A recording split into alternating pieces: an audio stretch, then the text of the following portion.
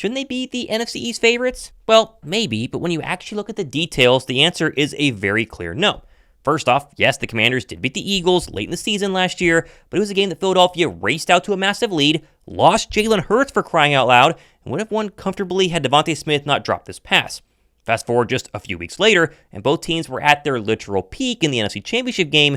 Philadelphia boat raced Washington. This game wasn't close. They dropped 55 points on the Commander defense. 55 points is hard to do against any team in the NFL, but a team you've played 2 other times prior this year, that's a really bad look. And then, of course, when you actually look at the Commanders' 12 wins from a year ago, there is a lot of fool's gold to be had.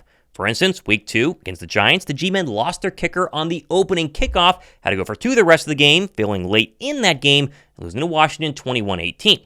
Then, of course, we all remember the Week 18 Hail Mary versus the Bears. That took a literal Hail Mary to beat the Chicago Bears. But we're not done. Week 15 at New Orleans without Derek Carr. They just lost 7 straight games the Saints had. They were a 2-point try away from beating the Commanders.